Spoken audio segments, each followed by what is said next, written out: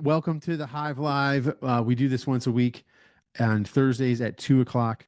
If you're watching this on YouTube, go to the reagenthive.com and sign up to get the notifications. Every Monday, you get an email about the topic for the coming Thursday, so you can decide whether it's worth it for you to join or not. In my opinion, it's always worth it. Definitely sign up to come to the meetings, come to the live Zoom. The benefit to coming to the live Zoom meeting, instead of watching the recording like you are on YouTube, if you're watching on YouTube, you get to stick around for the Q&A discussion at the end. We at the end of what the presenter has done, we turn off the recording, and then it's a safe space for agents to ask questions and turn on their video and all that, and really have a good discussion without the fear of being eternal on the YouTube and all over the internet. So make sure you join the Hive Live, the actual Zoom call, to get in on the Q&A discussion. That's sometimes that's the best part is digging into it. Now I have to thank our presenter today, Jeremy Allen. We did have a bunch of people on the live Zoom. I forgot to hit record. I did not hit record. We just dug right in and started getting into the presentation from Jeremy. So it's just me and him right now. We're re-recording this. He's so gracious to stick around for another half hour or so to record again what we thought was recorded before, but it wasn't. So thanks so much, Jeremy. I got to give you some kudos though. I think you're just amazing at managing your sphere, the system you have to get referrals, to take care of your people, and in such a genuine way. And you go like above and beyond, like light years above anyone else that I know that's in the industry. You have mastered this. I call it a system, but I know it's not a system to you. It's really because it's heartfelt, and it's really something that you do because you're a giver and you have a servant heart. And I'm gonna quiet right now. Thanks for coming on, and thanks for sharing this with our audience, because I know that everybody can get a little nugget out of it. It's such an easy thing to do. It's also an easy thing not to do. But if your heart's truly in it, and you've thought about, man, I really got to grow my sphere, I really want to take care of my sphere, keep listening. Jeremy does it the best out of anyone. Absolutely, I know. So Jeremy, have at it, man. Thanks for sticking around again. Thanks again. Welcome back from just a few minutes ago. TJ, you are also a giver, and I'm happy to do anything to support anything that you're doing, period. Well, thank you. Yeah. Cool, man. Well, let me go ahead and get this. You got that screen? Oh yeah, we're good to go. Let me make sure I'm recording. Yep, I'm recording. So we're going to go over the kind of the blueprint, just like an overview, and the term drinking out of a fire hose might come to mind during this, because there's a lot to it, but it's not like, everything has to be implemented right away. And in future months, we'll dive into some more of the, components of this and get more detailed, but we're just going to kind of go through an overview of the whole blueprint of it. And part of the reason why I love working by referral and doing these things is because I don't love chasing internet leads. I don't love following up with my open house leads. I don't love calling for sell by owners that don't like to talk to me. But I do love serving people and maintaining and building relationships with people. And I think it pays better. Not that you can't do both. And depending on where you're at in your business, you probably should be doing both, because trust me, I spent a lot of years chasing for sell by owners and open house. I lived in open houses for a while. But I felt like I should be paying rent at these places because I was there so often. But anyways, we'll go ahead and get into this here. First question I always like to ask is why? Why is working by referral so great? Well, I just told you a few reasons. It's, I believe, the best source of business that we get. When somebody's wants to work with you, they know you and they trust you. Oh, wow, it's so much better, and it's great when you land a lead, you convert a lead, and they're going to work with you.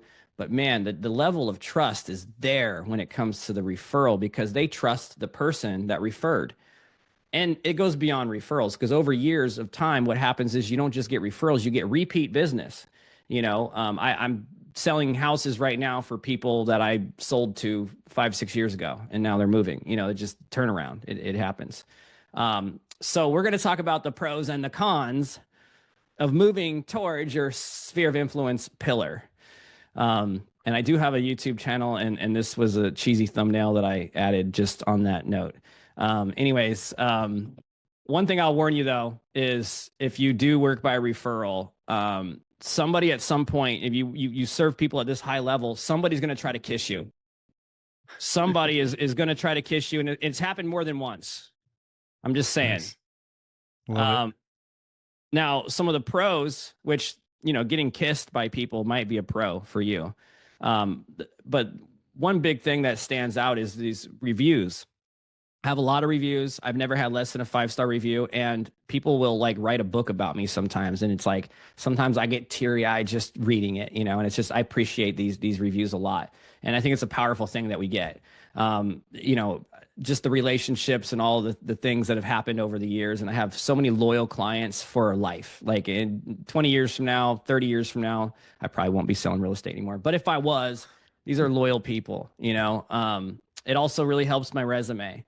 A lot of agents don't have a resume. I recommend making one because it's kind of a professional thing to do. Now, a lot of times I'm not interviewing for listings the same way because it's usually just me. I'm not usually competing against 3 other agents because I'm referred, you know. But sometimes I've been referred before, and somebody, even though I was referred, they're still interviewing 2 other agents, you know, whatever. So I love the fact that I have a resume I can send people. And the most powerful thing of this resume is 30 people on here, 30 sellers that I've worked with that have left raving reviews about me and would be happy to take a phone call from anybody.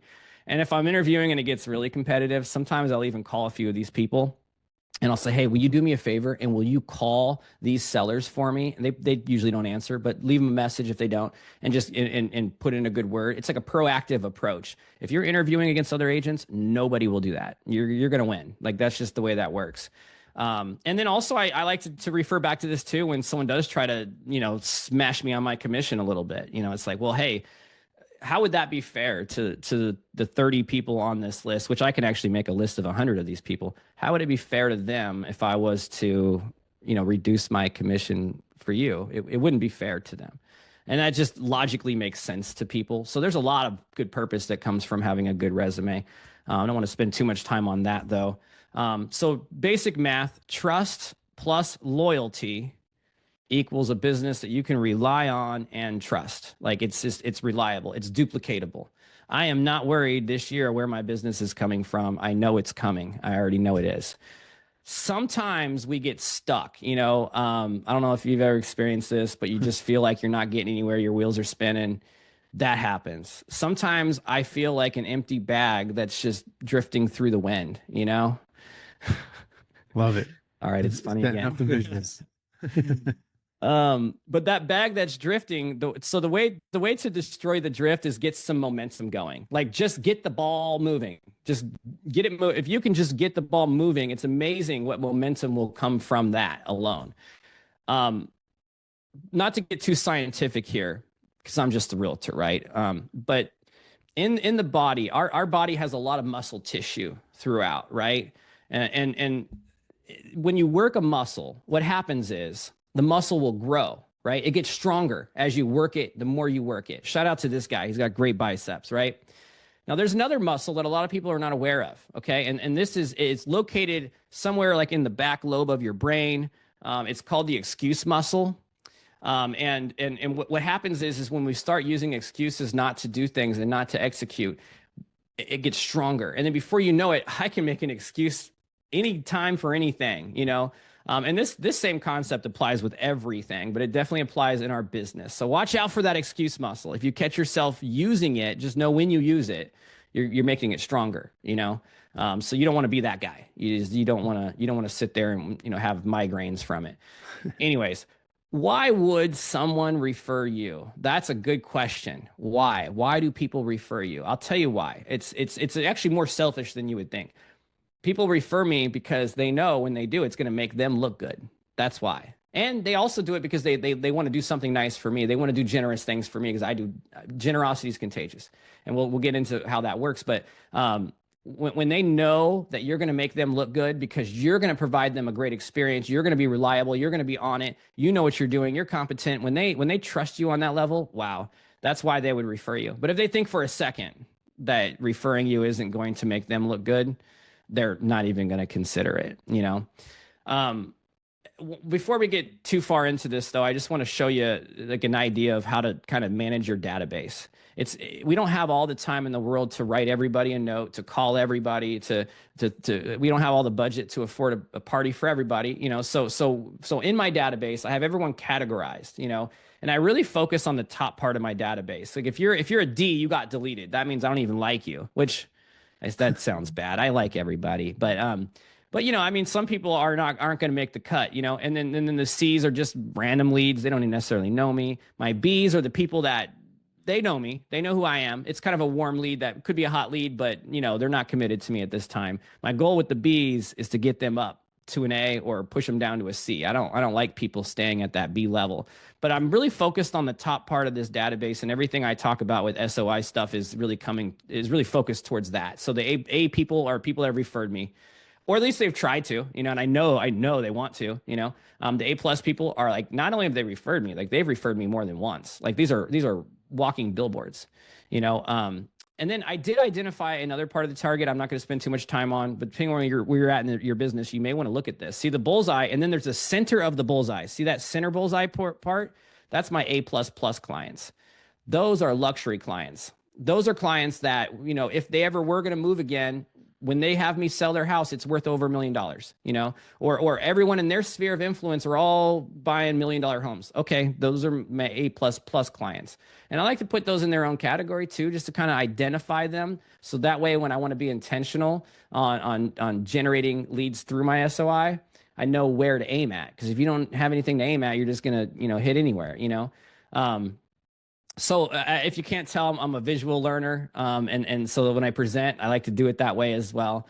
So here's the table, right? And on the table, we have trust and loyalty. This is what we want from people, because if they trust you, they will refer you, and they'll probably use you again.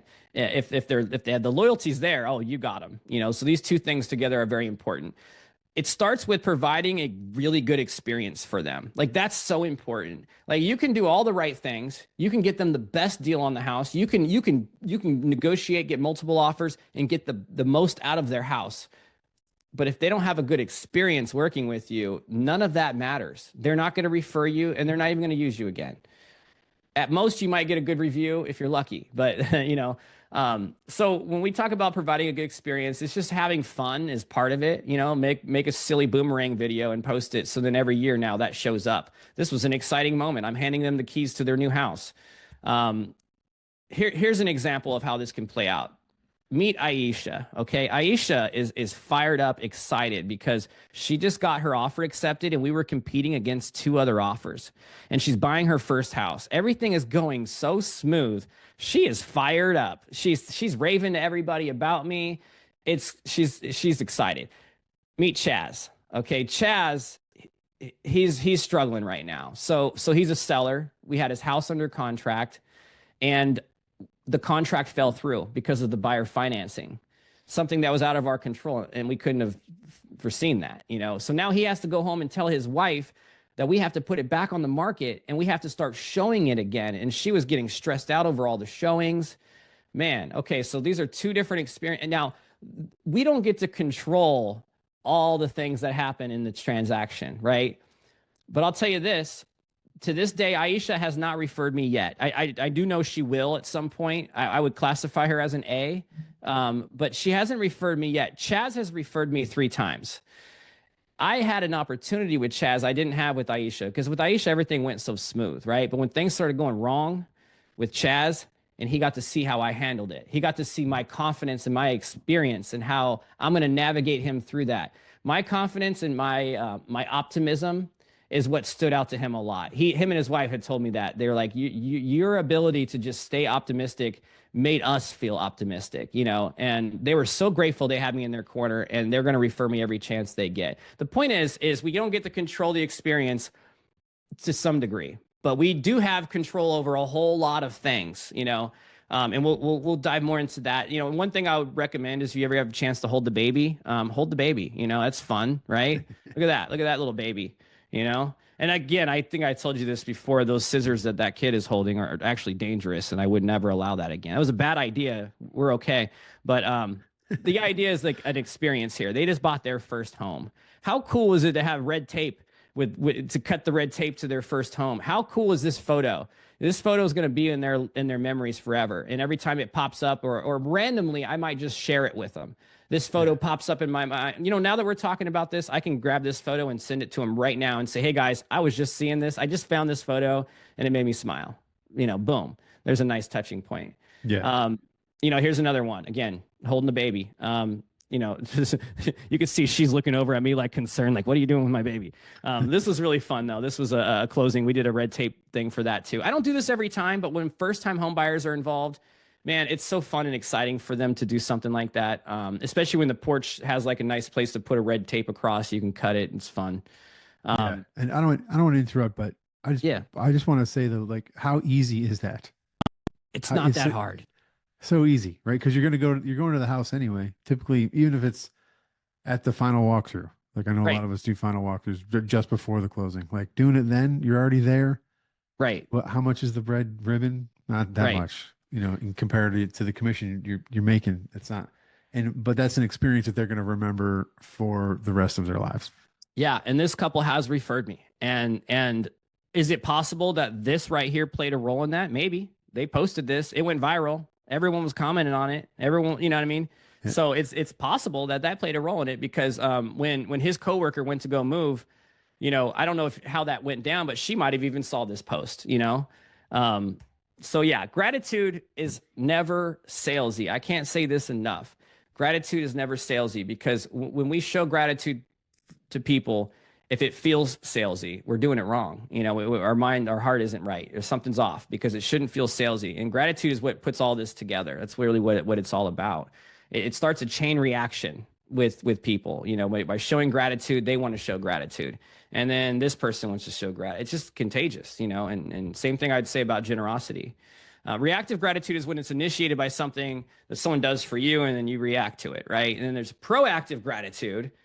That's not initiated by anything. That's just something that you just do for somebody. You're just already showing gratitude, and it hasn't even nothing's. You know, you're not reacting to anything.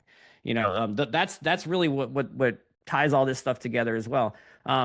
So when it comes to providing the best experience for people, it's important that we empathize with them. If we don't empathize with them, if we're not able to empathize with them, then we're not going to be able to necessarily provide them the best experience. And part of empathizing with people is just understanding where they're at, where their mind's at, and what's bothering them. And that's just, it's communicating.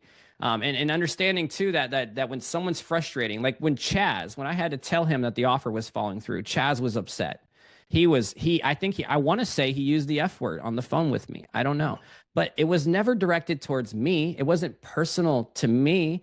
When his wife was sending texts in the group text, they sounded a little bit passive aggressive almost.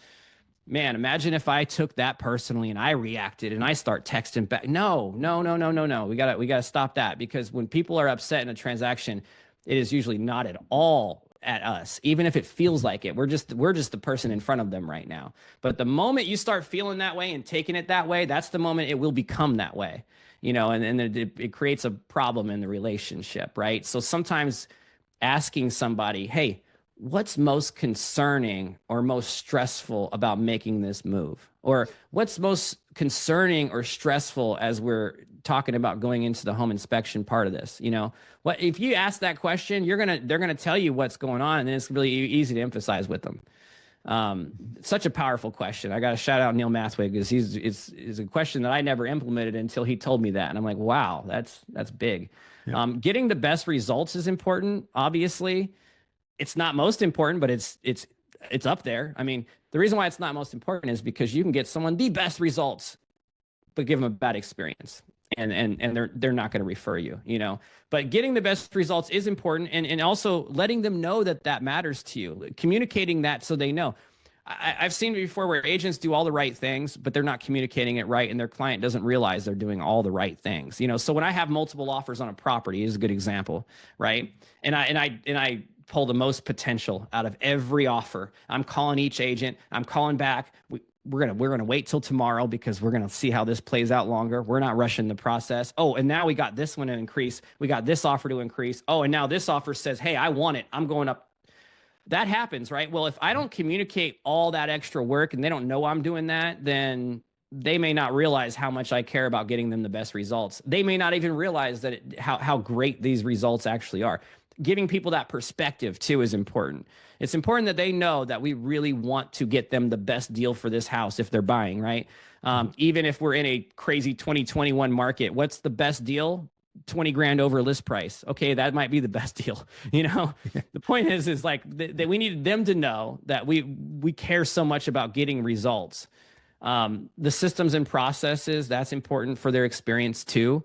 For me, a TC is important. I'm definitely never going to be able to serve people the same way without a TC in my corner. And there's a lot of other little systems and stuff too. Finding opportunities to do unexpected extras for people is huge for their experience. And one example I like to give, but there's a lot of them, but one of them is like I had a client that was moving and out of the area, and I said, hey, out of all the restaurants around here, which is a lot of good restaurants, what's your favorite restaurant that you and your family are going to miss the most? And she's like, oh, we're going to really miss Why Not Pizza down the road. I'm like, oh, okay, that's cool, whatever. And it was just small talk, right? I didn't say anything else about it. But then after we got their house on the market, under contract, home inspection's done, appraisal's done, now it's happening, right? So I showed up at her house while they were packing, and I said, hey, I heard you guys really love this restaurant, so I gave him a gift card to go out to have dinner at that restaurant. And I know it's probably really hard to cook dinner for the family during this week as you guys are literally packing up everything. And she's like, oh my gosh, yes, it is. It's so stressful. And it's like, man, wow. I really, when I did that, it wasn't like I was like planning it systematically. But after I did that, I was like, okay, this is a new system. Every time I have a seller now moving out of the area, I do that every time now because it's just such a nice touching point. And it doesn't buy their brain space that long because after they use the gift card, it's gone. We'll talk more about that later, but it's the experience in the moment, the way it makes them feel like they really appreciated that. And then just being passionate. And sometimes we have to remind ourselves about this part. I'm 11 years in the business now. And sometimes it's like I work with so many first-time home buyers. It's not quite as exciting as it was for me when I was newer. But the first-time home buyers, let's be honest, those are one of the most exciting people to work with, right? Yeah. And it's important for me to check my own passion sometimes because they need to know that I'm passionate. They need to feel my passion for this business, for what I'm doing. Because if I'm passionate about what I do, it compels them to want to work with me. And I think that's true in all industries, but it's definitely true in ours. So we got 4 legs on the table here: experience, and then we got educate. All right. So I think a lot of real estate agents would get more referrals if their clients only knew how much they appreciated it. I just don't think people automatically know that. I don't think people automatically even know that we want referrals, that we work by referral. I don't think people automatically know that. Some people do. It's common sense to some people. But some people don't work by referral in their business, in their life. And it's just not something that's even on top of mind for them. So we have to educate them. We do that before, during, and after the transaction. Sometimes we'll ask without asking, right? Just letting someone know how much you appreciate their referral. Like, hey, I just want you to know if you have any friends, family, or coworkers that are moving during this process, which you might hear about it because during this process is the time where you may hear about that. If that happens, it would mean so much to me if you would, connect us so I could serve them as well. Man, that just telling them that it could be super quick and simple. You don't have to ask them for a referral. Maybe it's you just started working with this person. Maybe this person isn't someone that you feel comfortable asking for because maybe you haven't connected enough.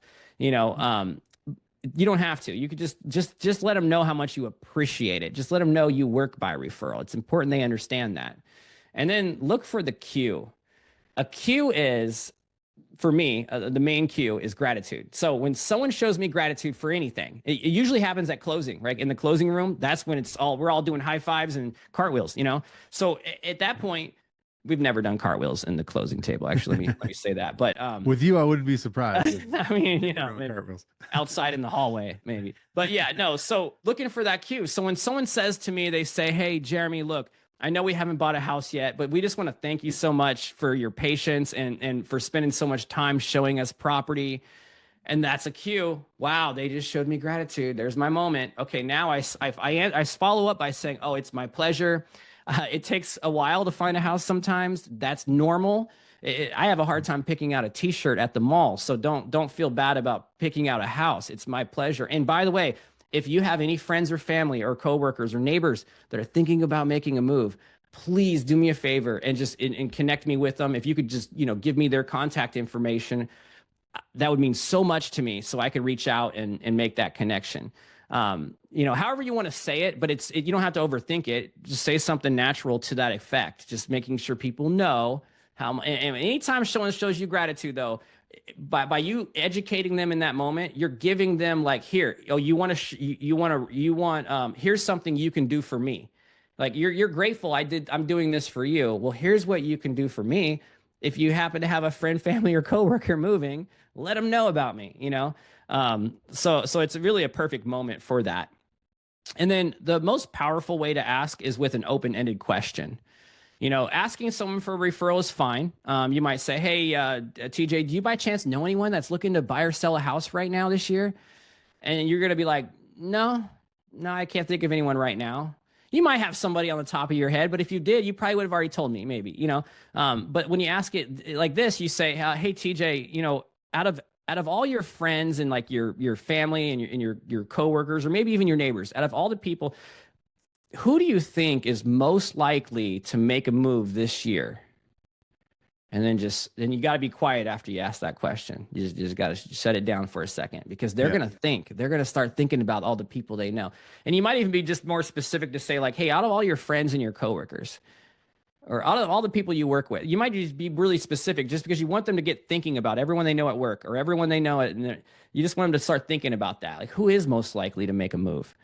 And then, after we've educated them, and the education doesn't really stop, it's ongoing, right? Getting their brain space is really important too, because the reality is people aren't sitting around thinking about me 6 years after I sold them their house. If I gave them a great experience, right, and they're still sitting around thinking about me all the time, and, "Oh man, Jeremy is so great," after 6 years, that's almost creepy at that point. Well, it's not when you do the right things to earn their brain space so they don't forget who you are. Like, one thing I'll say is there's not one client that's ever worked with me that would ever forget my name, because I branded myself too much and I've gotten too much of their brain space. It's impossible for them to forget my name. Even if someone developed Alzheimer's, they wouldn't forget. This would be one thing they'd remember, So different ways we can earn their brain space. And social media is one of them. That's an obvious one. Sometimes it's intentionality of just getting on social media, and obviously I'm going back to my target. I'm gonna focus on my A pluses and my A's, and of course my A plus pluses. Those are the people I'm gonna jump on there, and I'm just gonna go find them on Facebook or Instagram or wherever it is. I'm gonna find a post. I'm gonna comment on it, or if I see they posted a story, I'm gonna respond to their story, which is a direct message. And by doing that, it kind of sets the algorithm in your behalf. Like, it kind of sets you up to where next time I post something, like I just posted recently, I was in the top 4% out of 9,000 agents in our market.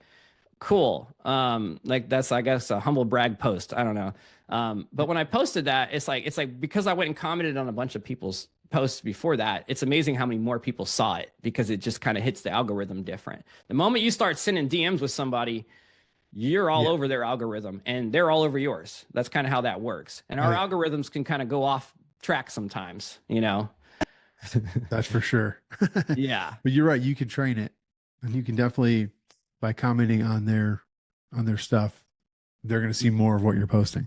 Right.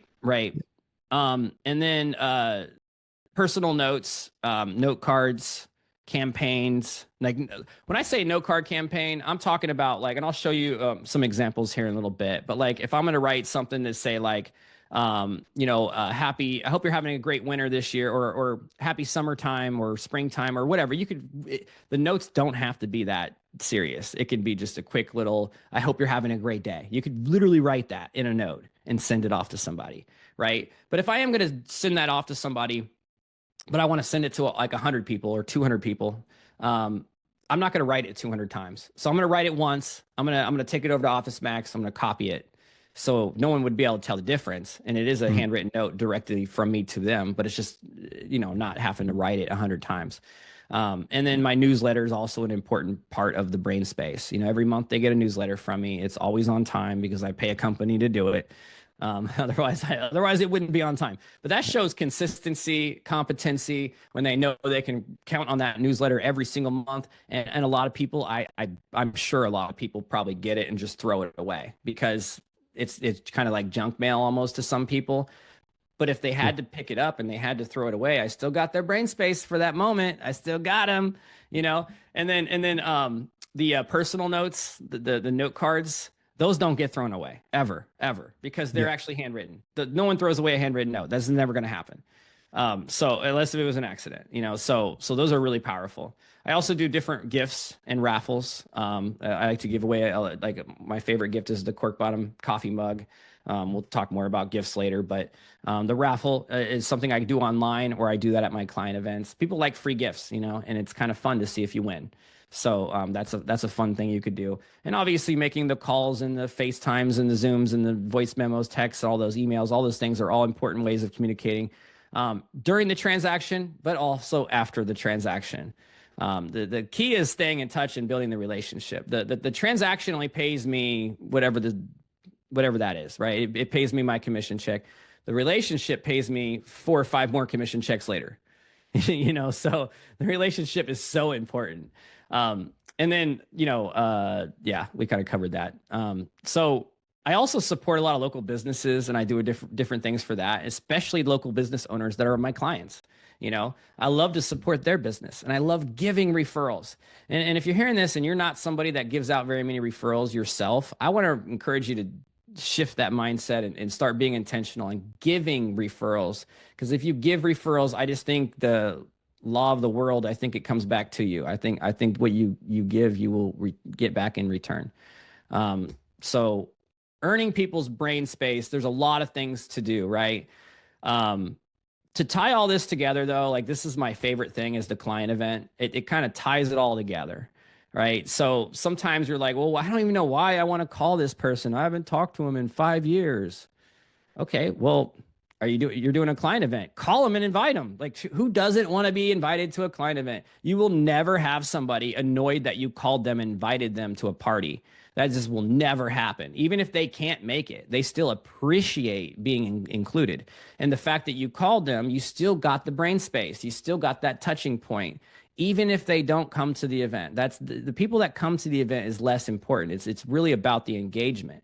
And that said, my engagement tracker is off the charts when I do client events, especially my big event every year, because I do so many things to touch, and for the people that don't make it to my event, they get a ton of these touching points either way. So the event itself, like we were saying earlier, it's really like the icing on the cake. It's not really the cake itself, is actually the build up and the promotion and the hype around the event. That's really what it's all about. The event itself is great, and getting face to face with your people and having fun, that's important too. But yeah, so large events get way more engagement. That's a fact. I mean, I have an event where I have 150 to 180 people there. Yeah, I get way more engagement from that event. But the small events are more personal.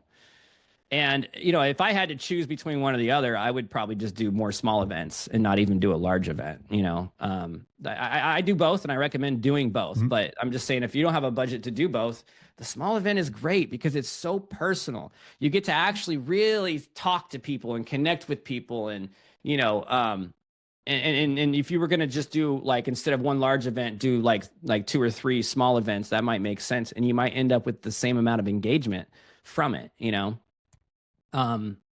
So we talk about educate, experience, brain space. All this ties into community.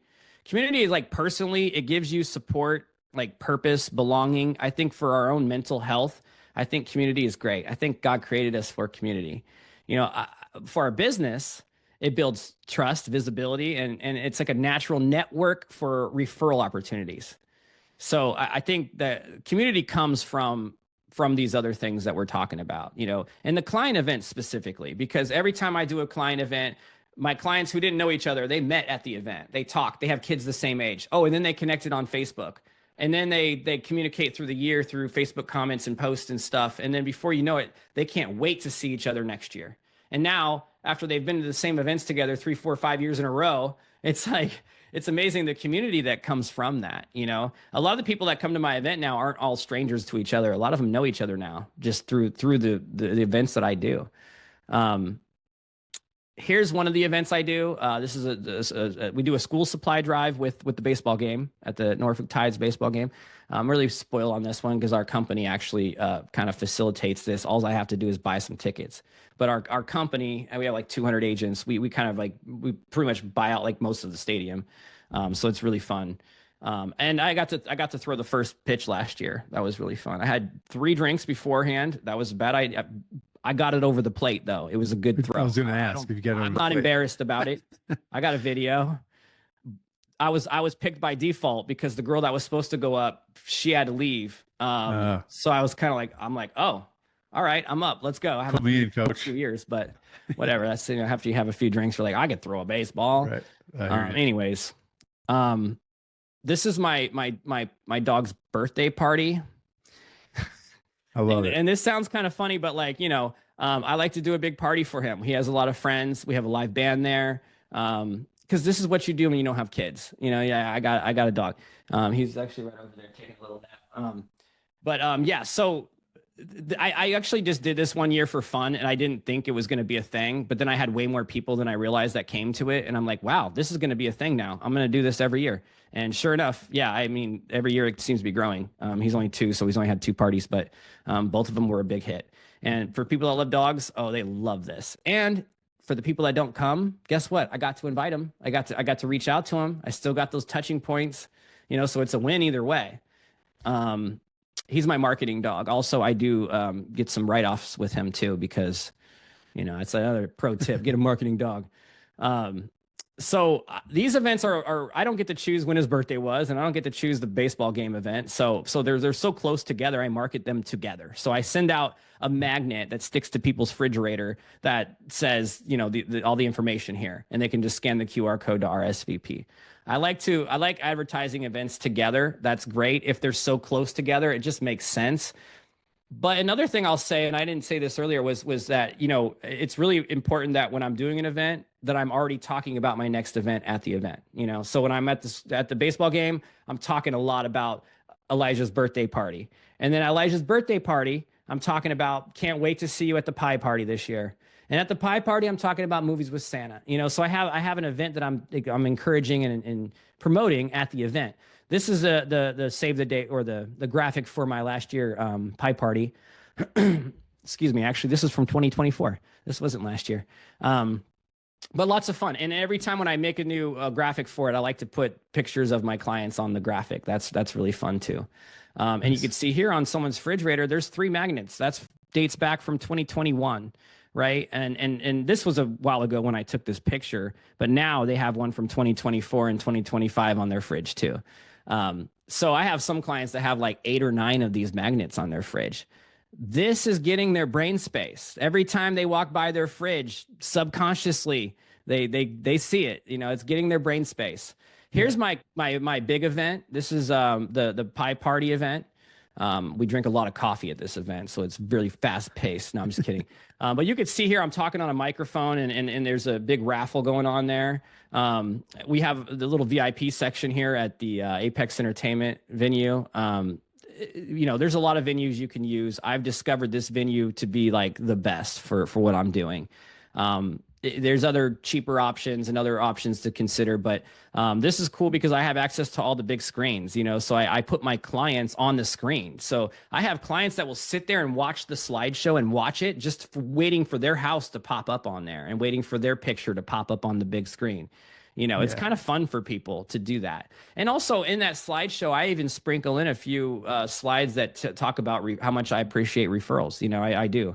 I'm very shameless when it comes to asking or mentioning referrals. And you can see here at this event, I have a raffle, right? There's 10 raffle prizes there, and you get 10 raffle tickets. You could put one in each one, or you could put them all into one, however you want to spread that out. This is just like a fun thing to do in an event. Because if you're looking for ways to entertain people at an event, this is a good one. And you'll notice too, like there's a little sign in front of each one promoting a local business. Like right there, you could see that's promoting John Edwards Termite Pest Control. So it's an air fryer. Well, I bought the air fryer and I'm just promoting him because he contributes to my event every year. And he's always contributed $500. Well, this last year he decided to bump it up to 1,000. I didn't ask him to do that. He just did that. That's gratitude. That's now what does that mean? How does that make me feel? Oh, that makes me feel like I really want to refer him even more. I really want to promote him. And I do. And he's a good, loyal business owner. But I promote other business owners too in this raffle. Even if I'm the one buying it and I'm not actually collecting any money from that vendor or that restaurant or whatever, it's just a client of mine. I want to support their business. So I'm happy to do that. And this one was Atlantic Bay Mortgage. They put in a Yeti cooler for it. That was really fun. Yeah. So raffle is a good idea. And the other thing that the raffle does at an event is, especially an event like this, because I have people scattered everywhere going in all kinds of different directions. They're playing laser tag, virtual reality. They're doing the virtual roller coaster, whatever it may be. Everybody knows though at 3:00, 3:10, that's when the raffle is. So that's when I get everybody in the room at one time. I have everybody's attention. I have a microphone and I get to talk to them now. And that's my opportunity to maybe do a little education on referrals, maybe mention it a little bit. It's really an opportunity where I shout out these vendors and I really try to build them up and I try to promote them. And I let people know like, hey, if you haven't had your HVAC serviced and cleaned recently, make sure to call Puffin Mechanics, guys. Like, don't be that guy. You go to have me sell your house and your HVAC's busted. Like, come on. Yeah. So the next event after that is Movies with Santa. And this one's also kind of facilitated through our real estate firm that I'm with. I'm with a local real estate firm here, and they do a great job at doing 2 events a year that I just jump into. All I have to do is buy tickets. So like $7 or $8 a ticket. We rent out the whole movie theater. And we got Santa Claus there so they could take pictures with Santa. And it's not like creepy mall Santa. This is realtor Santa, so people love it. And it's just a fun experience. And they walk in and watch whatever movie they want. This is a tradition. And I usually have a pretty good amount turnout there. I usually have 50 people there or so. That's really fun. And then this one kind of came out of nowhere. So I did this tournament one year. And then the next year, I decided to go ahead and sponsor it and kind of get involved more because my client, who's an A++ client, I sold his condo for 2.1 million. He's got a lot of friends that own a lot of expensive properties, and he's just definitely someone I want to go above and beyond for in any way I can. So when he's doing this event, it's for charity for the baseball team. He's a coach with the high school baseball team. So I went ahead and made him the graphic. I did like an event link for RSVP to make that more organized. I had like a little QR code printed out in a table for him. So when people showed up, they can pay that way. And, I just did anything I could to really help him with this event and promoting it. And he just really appreciated it. Like it was really just a lot of gratitude there. It just, is it possible that, somebody that he ends up referring to me to would be like, oh yeah, he was the one at the poker game. Yeah, that's very possible. That might happen, so a lot of intentionality goes with that. And then here's some gifts ideas. This is my favorite gift. I say that because it doesn't have a shelf life. It doesn't expire. If it's a hot summer day, you can leave it on the porch. It won't melt. And people really appreciate it. It's a good coffee mug. It's got a cork bottom, so it's got a built-in coaster anywhere they set it. And, I have people asking about them. I usually just do a different color each year. Last year I did gray. And this year, I don't know. I might bring blue back or something, or black. And I usually give it in a little gift bag. And see, there's a little sticker that says, oh, by the way, I'm never too busy for your referrals. Having some kind of a sticker that says something about referrals. I like this phrase right here. It doesn't have to say it like this, but anything that says something about referrals on a sticker is another way of asking without asking. And it's effective. And this is just a random coffee mug of Neil Mathwig. Very handsome man. Good plug for Agent Rise. Yes. I'm not a big fan of the cookies because it doesn't get a lot of brain space. You know what? Depending on the household, those cookies may not even last more than one day. You know, when they're gone, they're gone. They go in the trash can. But I don't care. I still do it sometimes because I have clients my A+ clients who has a daughter who's in Girl Scouts. Yeah, I'm gonna support my client's daughter, and I'm gonna buy 20 boxes from her, and I'm gonna go give them to 20 of my A+ clients, and I'll put like a little tag on it, and these cookies are meant for you, or something kind of cheesy like that. But notice I says right here, thank you for your referrals, right there. I always like to ask without asking. Is totally fine. Look at this post right here. This guy, he just randomly posted this. Just had a personal visit from my favorite realtor, Jeremy Allen, almost a year later, and he stays in contact. Customer service to the next level. Thank you, Jeremy. I gave him a coffee mug and a box of cookies. Yeah, that's amazing. Yeah, and it's just like it feels good generating business this way because it's like I didn't give him that so he refer me. He doesn't owe me any referrals. No, I'm just giving him and at some point, I probably will get something back. Actually, I did. He referred me to his brother. His brother might have even seen this post. His brother might already had me in mind because he saw this post, when he was thinking about buying. But yeah, so the point is like it shouldn't ever feel salesy when you're giving someone a gift, when you're showing someone gratitude, when you're asking for a referral. It should never feel salesy because there's nothing salesy about it. To me, it's more salesy if you don't ask for a referral. That's like saying, oh, I'm a transactional agent. No, I work by referral. The reason why it matters to me so much that I do such a good job for you is because I work by referral. Because I want to do such a good job that it's not going to be a commission check. It's going to be 5 more commission checks. And the only way that works is if I do a good job. I go above and beyond. Otherwise it doesn't work. Now, for the transactional agents out there that are just getting their leads fed to them from wherever, there's nothing wrong with that business model. Mm-hmm. They don't have to worry about this so much. They don't have to care so much about how good of a job they did, but it matters a lot to me. This is another cool gift. Sunglasses. It's only they're like $1.84 each, and you put your logo on the side of it. Those are kind of fun. Something, what was really cool? I was at a church event, and we were at a church group, and the pastor was talking, right? And there was like a row of 10 of us looking at him as he's talking, and the sun was setting right behind him, and we were blinded. So I ran out to my car, and I went and grabbed 10 pairs of sunglasses. Most people didn't have sunglasses at that moment, and I was like I was like a hero. So yeah. They can come in handy. And this is something that, it's about finding the right artist. The artist that I was getting these from, she actually doesn't do it anymore. But I like to do paintings and drawings of people's houses, especially for a seller. This is a really good closing gift. And I don't like to give it to them at closing because sometimes the date changes, like right here, this is the date they bought it. That's the date that they sold it. Right.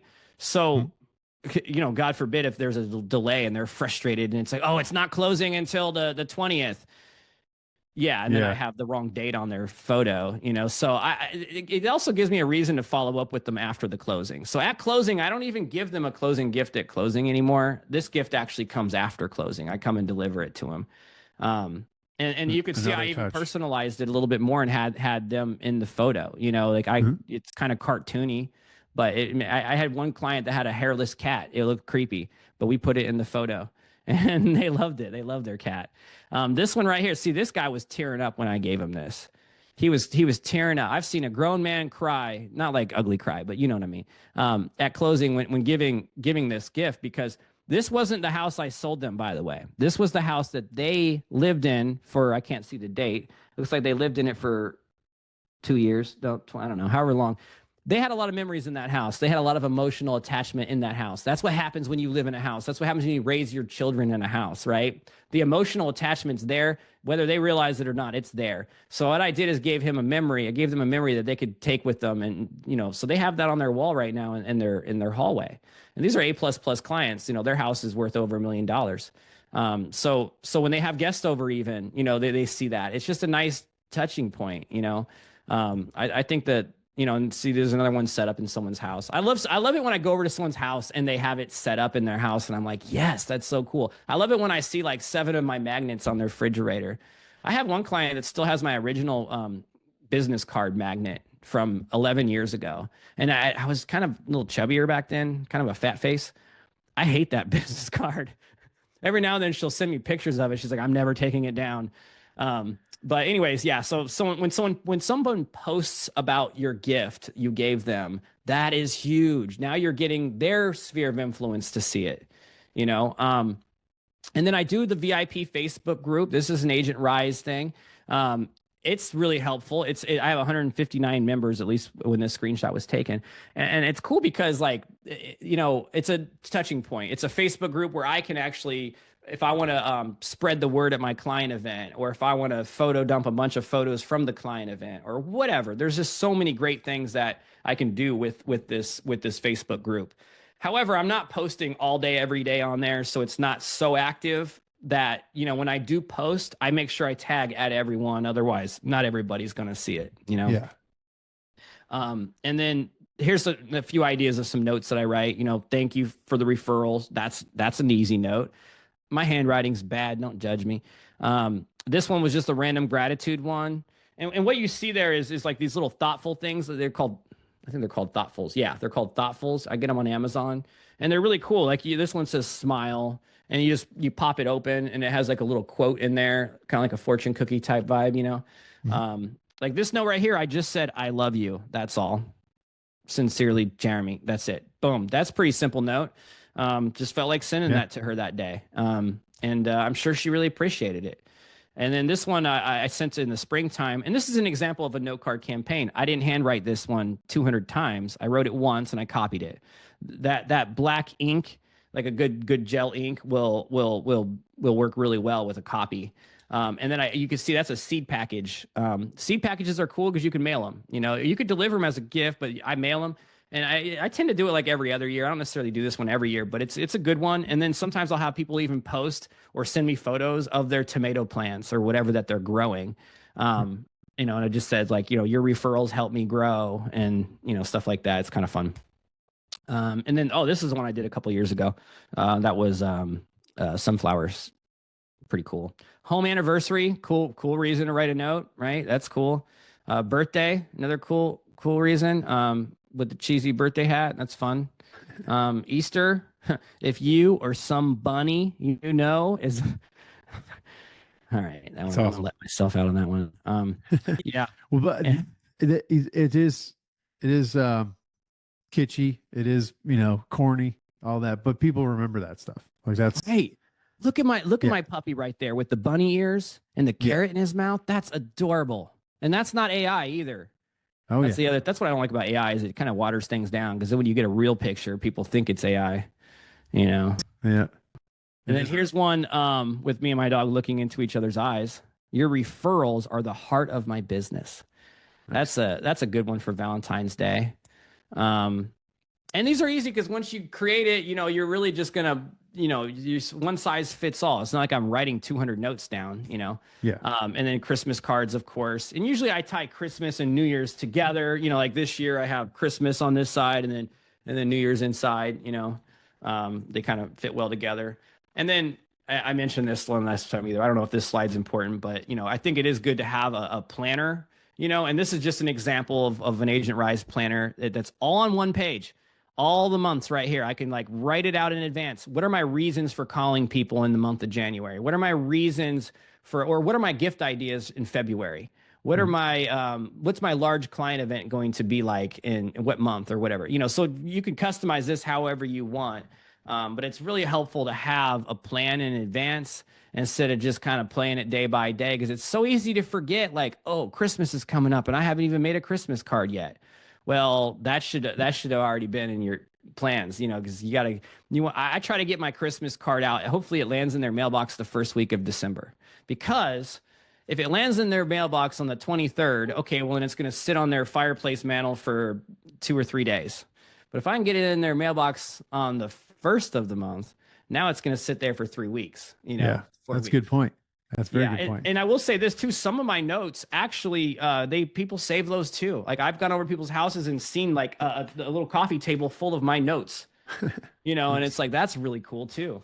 Yeah. So yeah, that's it. It's that easy. That's awesome, man. So this was definitely a broad if you're watching on YouTube, you're watching the replay because this is a replay now. It's with the Hive Live, but as I said in the beginning, we kind of messed up. Well, I messed up and I didn't hit record, and so here we're recording it again. So thank you again for sticking around, Jeremy, and giving us another practice run at your speech, your talk. But usually we would turn off the recording now and go into like a Q&A. So if you're watching this on YouTube and you want to be a part of the live Q&As, definitely go to the reagenthive.com and sign up for register for the Zooms. Such gold. Sometimes the Q&A discussions are better than the actual presentation. With Jeremy, it's both. It's amazing. We had a really great Q&A prior to this, so we're kind of doing it backwards now. We had a Q&A off camera, and then we did the presentation on camera. But this is a 3-part series. So this is just part 1, and thank you for just giving us the broad overview. You're going to dive deep into a few of these things. I know client events, like the VIP Facebook group, and all that stuff, and really how you work that whole system, because it's really a system that's centers around your events, which is amazing. And then I know you touched on this a little bit, but just talk before we sign off here. Talk a little bit more about how the events, like as you say, are the icing on the cake. Like what are truly, like what's the most important or what's the best benefit that comes from holding events? Yeah, I'm glad you brought that up because that is really important. So the best thing is the engagement from it. Like I said, my engagement tracker goes off the charts, and this is something that we know about engagement. It's like if you want to know where your business is heading, let's see your engagement. How much engagement are you getting? That's going to tell us where your business is heading. Just like if you want to know where your weight's headed, track your calories. So how many calories are you eating? That'll tell me where your weight is heading. You know, like same with engagement tracker. Now, the cool thing, like I'm not necessarily tracking my engagement every single week like I used to. I've done that, and it's important to make sure you hit high numbers or you're not going to ever be selling much. But instead, it's kind of like instead of counting calories, it's like meal prepping. That's kind of how these client events are. If I have 4 client events through the year, I just meal prepped. I already know I am going to get a lot of engagement just by doing the things that I just mentioned. So it's really like that. That's the most important part of it, because the people that don't come to the event, they still get a lot of engagement from that. Yeah, because you're sending I think you send a save the date, and then you send an invitation, and then you call and text. Yep. And I post a silly video, and then yeah. And then after the event, it's a thanks for coming. Oh, if you didn't make it, here's I know for one of your events, you have you give some things from the event so that they can go and enjoy. Oh yeah. People that don't make it to this event, I get gift cards to give them especially if they wanted to come and they signed up and they couldn't because their kid was sick. Yeah. Okay. Well, I know their kids really wanted to come, so I'm going to give them some of these gift cards, so they can come back. Yeah. So it's just how easy is it to reach out to your sphere and to reach out to the people that know you and like you? Because oftentimes, and I had this conversation with a lot of agents, some of them don't mind calling, don't mind talking to strangers. And of course, it's easy to talk to your close friends and family. It's those like past clients that you wouldn't really go and hang out and have beers with. You wouldn't invite them over your house for dinner typically. It's like that's the most awkward conversation for a lot of agents. Yes. This removes all of that, removes all the hesitation. Or you're calling to invite them. Yep. You're calling to thank them for coming. You're sending them invites. It's just like you're just in their mailbox. You're in their text messages, and you're in their voicemails. And if they forget about you, if they recommend somebody else, then it might be a them problem, not a you problem at that point. Right. Yeah, I mean, in the 11 years too, I say there's only been a few people that have used someone else as their agent, and that's just because it was their cousin that got licensed or whatever. And usually they come to me and say, "Oh, I wish I would have worked with you." Yeah, that's usually the case. But yeah, that loyalty is something that I'm so grateful for, and it doesn't just happen because I did a good job for them. I mean, that's where it all started. Yeah. Right. But it's staying in touch with them and getting the brain space and educating them to know how much I appreciate referrals is where it happens. And now it's like, I feel like sometimes I don't even have to try that hard, especially in the month of January, where I'm like, man, I'm already cranking out business and I've been slacking this month. Well, that's because at the fourth quarter of last year, I was killing my engagement with these client events. And it really starts to show after the holidays.